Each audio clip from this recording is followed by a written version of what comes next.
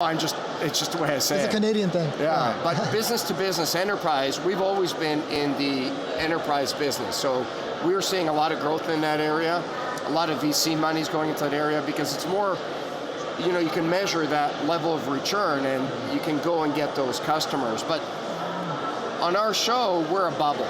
We don't do a lot of tech deals like we're talking because it's boring TV. Tech people love tech. Yeah. Consumers love the benefit of tech. Yeah. No consumer opens up their iPhone and says, oh my gosh, I love the technology behind my iPhone. They just love their iPhone. Right. And our show is really a consumer platform that is... It's on cable TV, so it's got a big audience, so you got to hit the wide we're swath. One of the highest rated shows on network television, 8 years, 3 Emmys, it's a big show now. And what we've all learned, because Mark Cuban and I are tech guys, when we used to look for stuff we know, we don't invest in stuff we know anymore. We invest in slippers, ugly Christmas sweaters, food products, because if you can tap into that consumer base, you're good to go. So bottom line, has it been fun for you? I mean, the show has been great. It's been, obviously the awards are great. Has it been fun for you? What's it been like? What's the personal feeling on being on the Shark Tank? Filming is fun and hanging out is fun, and it's fun to be a celebrity at first. Your head gets really big and you get really good tables at restaurants, and there's no sporting People recognize you. Yeah, and, you get to be on theCUBE. I get to doesn't happen every day, probably. You get to go everywhere, but after a while, it gets pretty dry. But it really helps our brand. We compete typically against IBM, Verizon, and the CEO of IBM, you're not going to see him selling you security. Well, I know they're doing spending a lot of cash on Watson trying to get that to work, but that's a whole other story. But let's get down and dirty on Splunk. You're here because you're doing a talk. Give a quick take on what you're talking about. Why are you here at .com for Splunk? Yeah, we're doing a talk on data transformation, and the world today is about data. And the amount of data points and access points and the Internet of Things is just exponential growth. The stat I always love, and Tiff's heard it 1,000 times, is there's roughly 3 billion people on the Internet today, and there's roughly 6 billion or 7 billion IP addresses. By 2020, according to the IPv committee, there'll be 5-6 billion people connected and hundreds of trillions of IP addresses. And the IoT is going to add more surface area to security attacks. I mean, it used to be the old days, you mean checkpoint, the moat, the firewall. Yeah, well, the idea of the perimeter is gone now. There is no such thing as a perimeter anymore because everything you can access. And so a lot of work in that area, and all of that comes to data and log aggregation. And what we've seen for years is that the SIM vendors wanted to provide more analytics, but if you really think about it, the ultimate analytics engine is Splunk. Yep. And Splunk now with their ESM module is moving more into the security world and really taking away market share. So we're very excited by it. We have a great relationship with the Splunk guys. We see nothing but future. And you guys are using Splunk and working with it with your customers? We do. We've been using Splunk for a while. We have a private cloud. Tell us a little bit about it. Yeah, so we eat our own dog food. So not only do we sell Splunk, but we also use it in-house. We've been using it for over 5 years. It powers our analytics platform, which is a fancy way to say reduces the noise from all the different clutter, from all the IoT, from all the different type of alerts that are coming in. Companies need a way to filter through all that noise. We use Splunk to solve that problem for us internally. And then of course we sell it and we manage it for global 2,000 customers, Fortune 100 companies all over the world. Tell us about the role of data, because data transformation has been a big buzzword. It's a holistic message around businesses digitizing and getting digital assets in front of their customers. And we have a big research division that does all this stuff. But at the end of the day, the digitization of your business means you're going to have to go digital all the way. And the role of data is not the old data warehousing days. It's fenced away, pull it in. Now you need data moving around. You need organic sharing of data. Data's driving policies and new pattern recognitions for security. How do you guys see that, Yvonne? How do you talk to your customers? Because in a way, the old stuff can work if you use the data differently. We're seeing a pattern like, hey, that's an algorithm I used 10 years ago. But now with new data, that might be workable. What are some of the things that you're seeing now that customers are doing, that you talk to, that are leveraging data like Splunk in a new way? Well, that's really where Splunk adds so much value, because a friend of mine is the dean of USC, and he has a great saying: more data is not necessarily more information.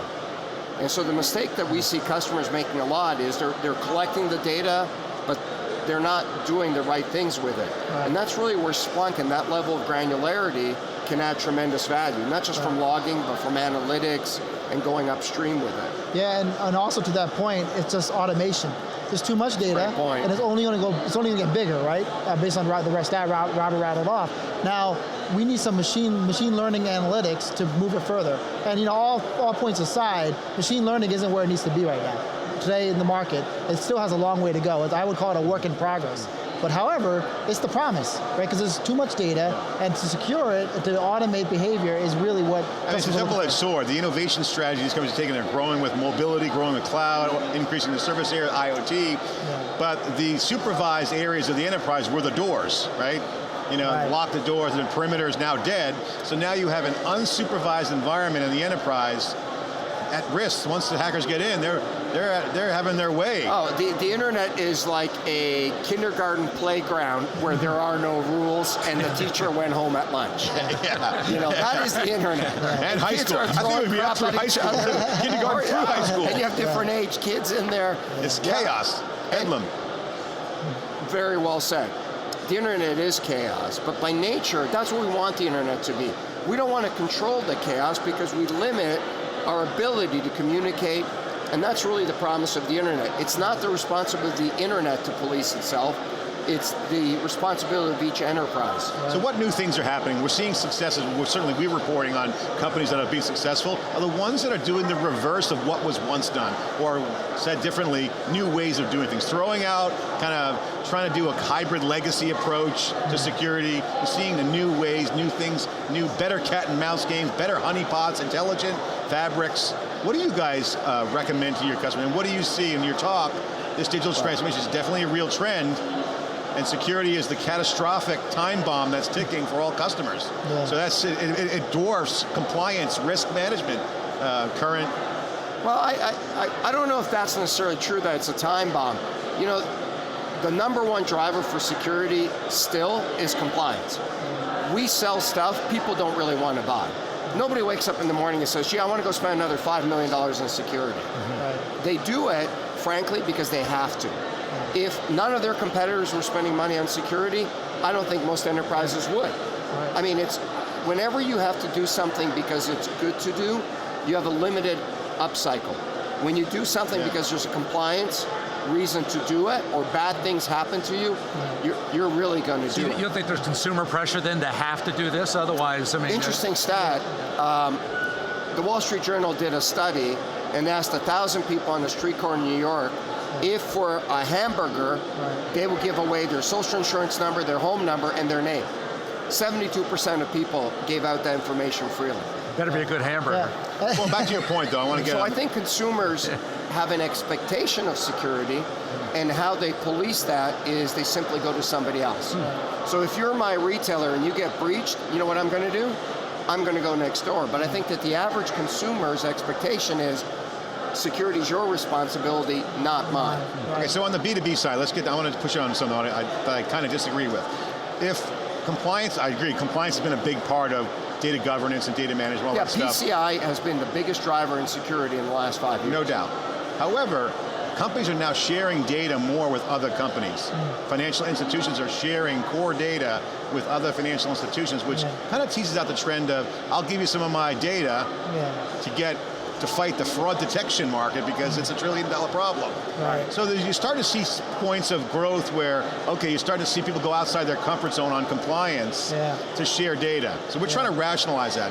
Your thoughts, I mean, is that an indicator? Do you see that as a trend, or, I mean, obviously locking down the data would be, I think it's challenging. I mean, we were at the President's Council on Security last year at Stanford, and President Obama got up there and made this impassionate speech about sharing data.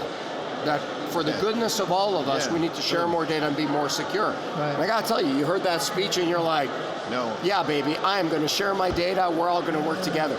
Right after him, Tim Cook got up there and said, I will never share my data with anybody in the government. And you heard him and you're like, I am never sharing my data with anybody. There's a tension there, right? Well, this is a natural tension between government and enterprise. Well, I think there's also a natural tension between enterprises.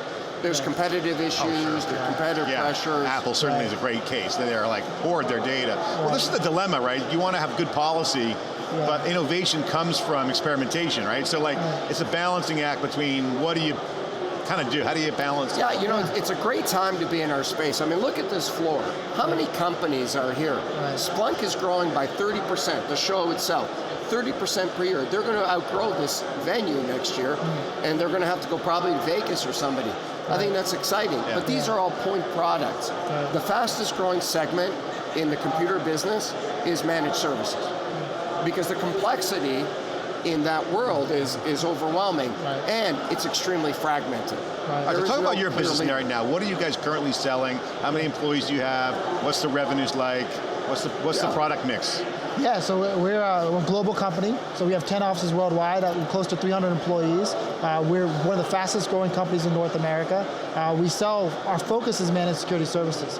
We do consulting as well as incident response remediation, but the day-to-day, we want your logs, we want to do monitoring, we want to help with escalation. So you guys come in and do deployments and integration and then actually manage security for customers? We do the sexy of getting it in, and then we also do the unsexy of managing it day-to-day. It's all sexy, that's why the Cube's a household name.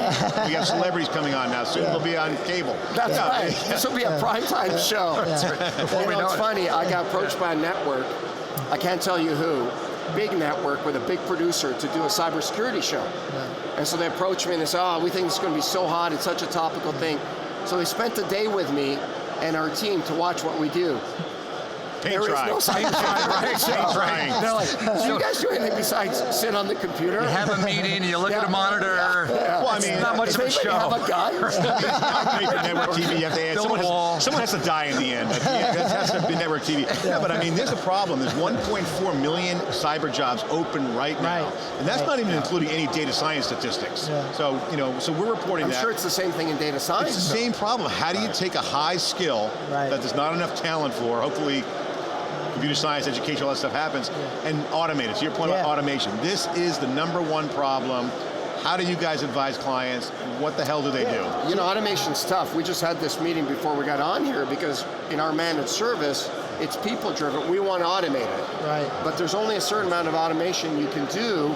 You still need that human element. I mean, if you could automate it, somebody could buy a product and they're secure. Yeah, machine learning isn't where it's supposed to be, right? Every vendor aside, machine learning is not where it needs to be, but we're getting there. But just having succinct automation helps solve the cybersecurity labor shortage problem, because the skill level that you hire at can go lower. So you reduce the learning curve of who you need to hire. That's a great point. I mean, I think the unsupervised machine learning algorithms are going to become so much smarter with the Splunk data, because that's a tough nut to crack, because you need to have some sort of knowledge around how to make that algorithm work. The data coming in from Splunk is so awesome, that turns that into an asset. So, this is a moving train, right? I mean, this is a big time. Okay, go step back for a second. I want to change gears. Robert, I want to get your thoughts, because since you're here and you do a lot of picking the stocks, if you will, on the Shark Tank. In the tech world, our boring tech world, we love, by the way. So we love too. How do you, as someone who's got a lot of experience in the cycles of innovation, look at the changing digital transformation vendor landscape? Splunk, companies like Oracle trying to transform, Dell bought EMC, IBM's pivoting, Amazon is booming. How do you look at the new digital enterprise, and how do you look at that from if you're a customer or an investor? Where's the growth stocks? Where's the growth companies? What's the growth parameters? What's your thoughts? One of the reasons I love our industry, why I got into tech, was I had no money. My dad worked in a factory. My mom was a receptionist. And the old adage is, to make money, you need money. And to get ahead, it's not what you know, it's who you know. I didn't know anybody. And the value of tech is tech transforms every 3 years. We follow these cycles where we eat our own young and we throw away stuff that doesn't add value. Tech is the great equalizer, because if you don't add value, nobody cares. You're out. And when I was starting out as a guy with a small company, I love that. We're gonna kick ass. We're gonna add value. Now that we're a little bigger, when you're a young company, you can eat someone's lunch, because if they're not paying attention, you can come in. For sure. It gets harder as you get bigger, because now we're the big guys that somebody in their basement is trying to take out. But we see tremendous innovation in security. If you look back 3 years, who were the leaders in the SIM space? ArcSight, Q1,